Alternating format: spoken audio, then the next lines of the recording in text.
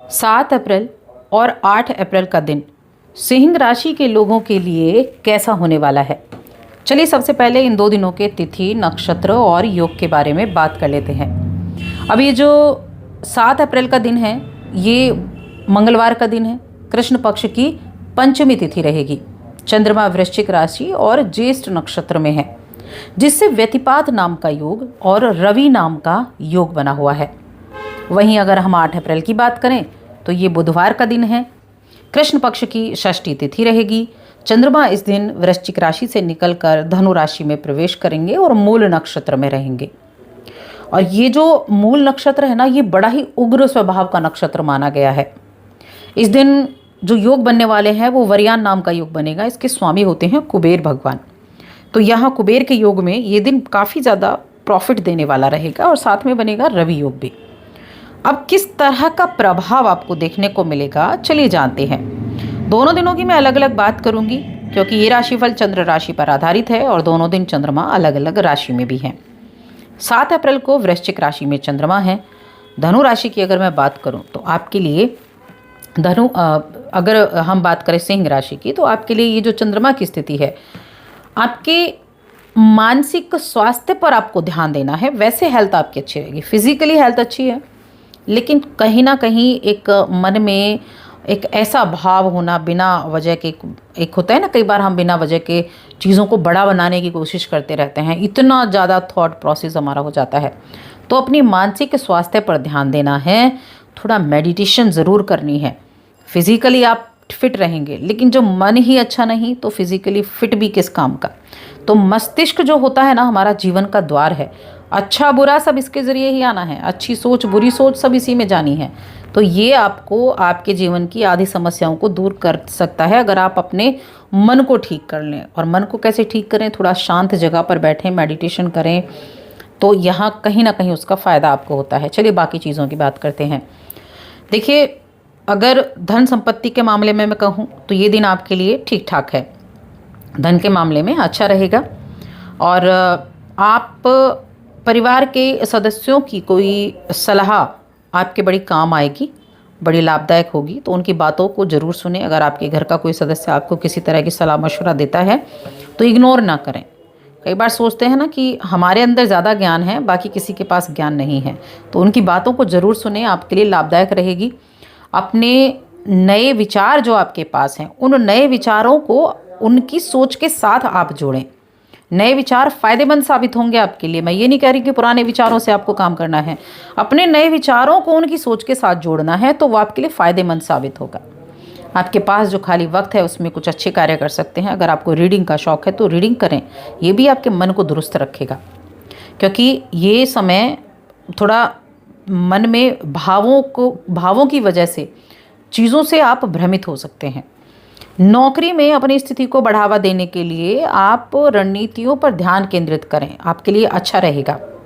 और आप कई बार जब मन होता है ना विचलित हो गया, बेचैन हो गए, तो सुस्ती आने लगती है, व्यक्ति आराम से लेट जाएगा, काम करने का मन नहीं करेगा और लगेगा कि नहीं बस इसी के लायक हैं हम। लेकिन जब आप उन चीज़ों से बाहर निकलेंगे, उस चीज़ को आप एक साइड करेंगे, आप सोचेंगे नहीं आप सब कुछ कर सकते हैं। ये सारी चीज़ें आपके मन से जुड़ी हैं और आप अपने मन को दुरुस्त करेंगे तो अपने हर एक काम पर आप फोकस भी कर पाएंगे और अपने आने वाले भविष्य में उससे लाभ भी प्राप्त कर पाएंगे। किसी सेमिनार में जाने का मौका मिल सकता है, किसी की अध्यक्षता करने का मौका मिल सकता है, जिससे आपके करियर को काफ़ी ग्रोथ मिलेगी। लोगों से मिलने में हिचकिचाएं बिल्कुल नहीं, बिल्कुल जमकर मिलें। और वैसे भी ये तो राशि जो है सूर्य की है, सिंह राशि, एक नेतृत्वता का गुण इनमें पाया जाता है, अपने आप को राजा की तरह समझना। तो हिचकना नहीं है किसी से मिलने में। कई बार हो जाता है मन अच्छा नहीं है तो हिचकिचाहट होती है कि नहीं क्या ही करना है मिल के, तो ज़रूर मिलें। इससे किसी ना किसी तरह आपको आने वाले समय में लाभ ज़रूर होगा, ये सोचकर आपको मिलना है। इसके अलावा किसी सलाहकार से चर्चा हो सकती है। भविष्य की योजनाओं पर आप किसी सलाहकार से बात कर सकते हैं और ये सही निर्णय भी रहेगा। आपको अपने सही कार्य करने में मदद मिलेगी। ध्यान रखें, व्यवसायी के पास ही जाएं, उससे मिली हुई सलाह आपके लिए काफ़ी फ़ायदेमंद रहेगी। अगर रिश्तों की बात करें तो पारिवारिक जीवन काफ़ी अच्छा बना हुआ है। प्रेम जीवन और वैवाहिक जीवन दोनों में इस दिन सावधानी रखनी है 7 अप्रैल के दिन, क्योंकि जैसा कि मैंने स्टार्टिंग में ही बताया कि मन थोड़ा रह सकता है, परेशान हो, और जीवन साथी की तरफ से भी फिर आपको तनाव ही मिलेगा, क्योंकि आप खुद ऐसे चिड़चिड़े रहेंगे, चिड़चिड़ाहट में ऐसी ही बातें निकलेंगी, तो उसका जो असर है वो उसी तरह से मिलेगा। जैसा रिएक्शन होगा जैसा एक्शन वैसा रिएक्शन होगा। तो इसीलिए वहाँ थोड़ा सा ध्यान आपको रखना है। अब बात करते हैं हम 8 अप्रैल की। देखिए 8 अप्रैल का जो दिन है ना, इस दिन चंद्रमा धनु राशि में होंगे। गुरु की राशि है और गुरु की दृष्टि भी रहेगी, दोनों का आपस में दृष्टि संबंध भी रहेगा।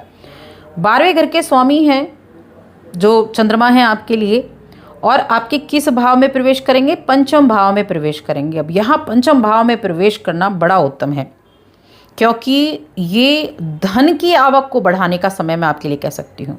मल्टीपल सोर्सेज, धन के लिए मल्टीपल सोर्सेज, कुछ ऐसी इच्छाओं की प्राप्ति जिन पर पिछले कुछ समय से प्रयास चल रहा था, वो इच्छाएं भी आपकी पूरी हो जाएंगी, ऐसी इच्छाएं रहेंगी।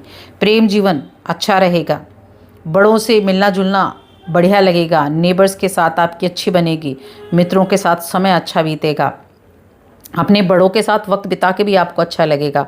इस तरह की स्थितियां रहेंगी। शिक्षा के मामले में ये दिन काफ़ी अच्छा है। जैसे कि 7 अप्रैल को आपको थोड़ा शिक्षा के मामले में ध्यान रखना है, लेकिन ये शिक्षा के मामले में भी अच्छा है। आपकी हेल्थ में इम्प्रूवमेंट रहेगी। जो मन में ये जो एक चिड़चिड़ापन चल रहा था ना, ये चिड़चिड़ापन भी दूर हो जाएगा। यानी मेंटली और फिजिकली दोनों ही तरीक़ों से आप इस दिन खुद को फिट कर पाएंगे, फिट रख पाएंगे। अपने किसी गुरु से अगर आप मिलते हैं, गुरु तुल्य व्यक्ति से आप मिलते हैं, तो उनका आशीर्वाद ज़रूर लें और उनको कुछ ना कुछ ज़रूर दें, चाहे पेन ही दें। ये बहुत फ़ायदेमंद रहेगा आपके लिए। आप मल्टीपल सोर्सेज की तलाश भी करेंगे। अगर हो सकता है कोई व्यक्ति आपको किसी तरह का काम बताए, तो आप ये कोशिश करेंगे कि इस काम में मेरा इन्वॉल्वमेंट कैसे हो, ये भी आपके माइंड में चलता रहेगा। और अच्छी चीज़ है नई चीज़ों को जानना, सीखना, आगे बढ़ना, तभी तो व्यक्ति कामयाबी की तरफ भी बढ़ता है। तो कई तरह से यहाँ चीज़ें निर्मित होने वाली हैं।